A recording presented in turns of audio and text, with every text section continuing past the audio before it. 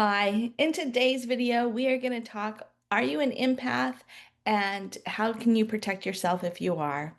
Welcome, human angels. I'm Sharon and I help people who are empathic release their fear, their anxiety, and their worry. And this is one of the tools to learn this kind of thing. So let's talk about if you're an empath. One of the ways to discover if you are an empath is you're having a perfectly great day. And in that great day, you walk into a room. It could be any room. You're going to school, you're going to a meeting, and all of a sudden you don't feel great. Everything kind of just dies down. You're just like, oh, and you go into a funk. Well, the biggest thing is that empaths have very open energy fields. They feel everything because, yeah, that's their skill. Not wrong, not bad. It just is their skill. And you don't want to shut that down because it can really serve you. But at the same time, you don't need to be taking on everybody else's energy and you're having other people's fear, worry, concern. Because honestly, being an empath all my life, you cannot change other people's issues. You can only take care of yours. And no sense in having them in your field. That's why I'm creating this video because it's so important that we all have our own tools to take care of ourselves. And so here we go. So if you're an empath and you know it, follow along and I'll give you some ideas and tips. And if you're just discovering that you're an empath, pay attention to how you feel. These are little things. So if you go and you talk to somebody and you feel drained, that could be that you're an empath. If you walk into a room like we just discussed and your whole mood changes and you have no idea, sometimes you're going to go, I feel like crap and I have no idea. That could be also. So just kind of start paying attention and you can try these tools and techniques. So let's discuss this. What is one of the ways that you can do that you can take care of yourself? So let me just back up a little bit. One of the things that I wanted to say is what happens is empaths have very open energy fields.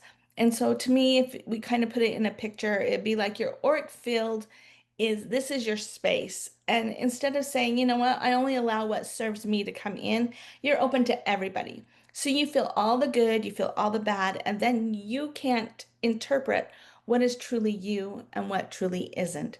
So you have it's a matter of, in my opinion, we use the word protection because we want to protect ourselves.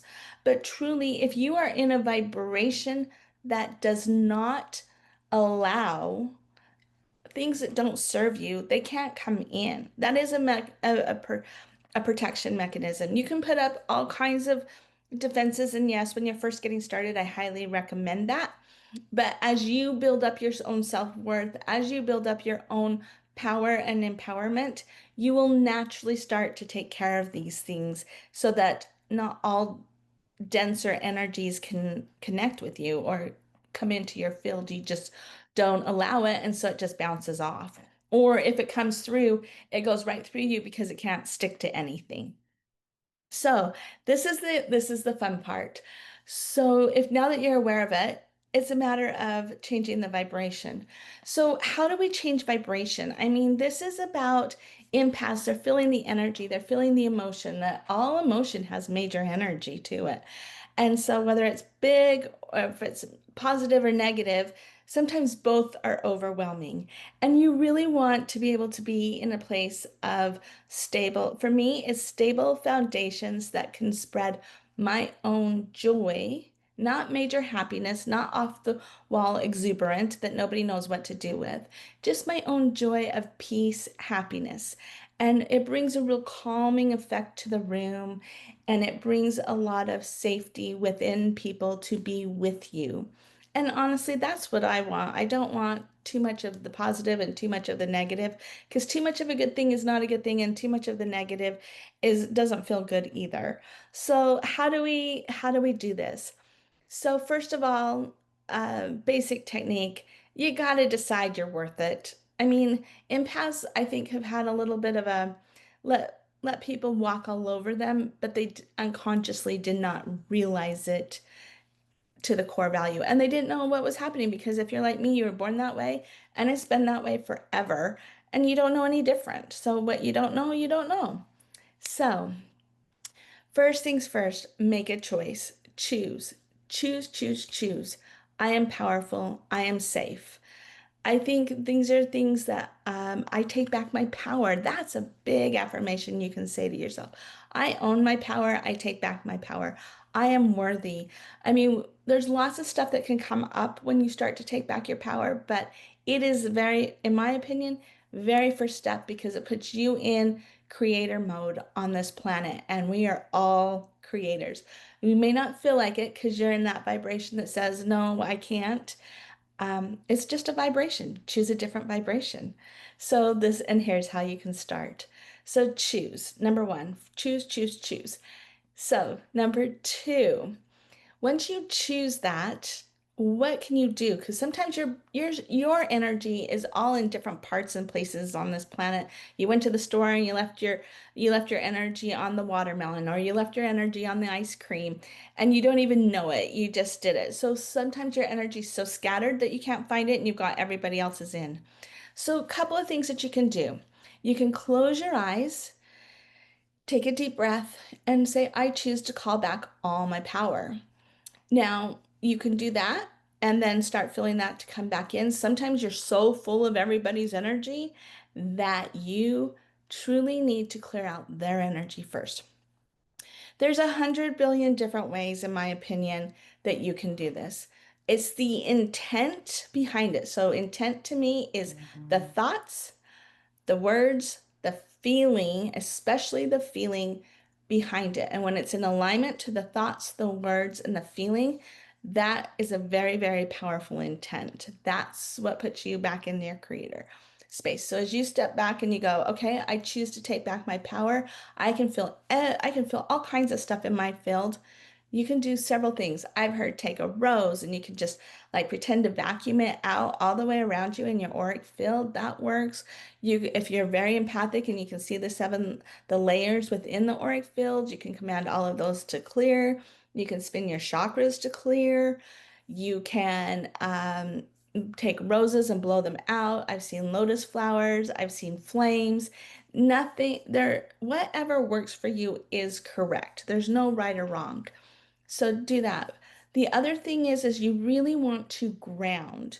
And I love grounding. I've been doing it for decades, and I didn't even know what I was doing it when I first started. I just knew to do it on an empath level. And all that is you can, for me, I just take a cord of light and wrap it around the magnetic core of the earth. If that works for you, great. If not, grow tree roots right down deep, deep, deep in the ground and go around the magnetic core of the earth. It'll just start to pull all that energy out. So you can just see it, that cord of light just being a big, big magnetic drain. And just anchor it to your root chakra, which for a lot of people, the easiest way to do it is right around the tailbone in the body, and just see it go all the way down and then pull all that emotion down. There's another way. Grounding, I would say, would be number two. So let's just do this a little bit. Grounding, first one, make a choice. Number two, I would ground, absolutely ground. Number three, I would clear out everybody's energy that's in there, however that works for you. And number four, call back my power. And when you call back your power, you can use a rose, you can use a lotus flower, you can use a color, you can just see all the places and spaces where you left your energy and you're calling it all back. That is a great technique to use. And then just say, I bring it right here, right now, and say today's date, your name, and age. And that helps it bring it to you right here, right now. I find that extremely powerful. It tells the universe, it tells your body, it tells the world, this is right here, right now, and I'm in it. And then you can't be floating all over. So these are just some things that you can do. I hope this helps you. If so, subscribe for more notifications around this subject and make sure that you put in the comments how this helped you. I would love to read that. Just a couple of things. If you're in a lot of fear and anxiety, you can go to my website. There's a free video, series where you can learn to take back your power and start aligning to your truth. That is free and it's on my website at sharonhall.org. Or if you would like to have a private session where I can help you release your fear and anxiety, go to sharonhall.org. They're there as well. I wish you a beautiful week. I'm going to see you next week and I hope you have a great one. Bye.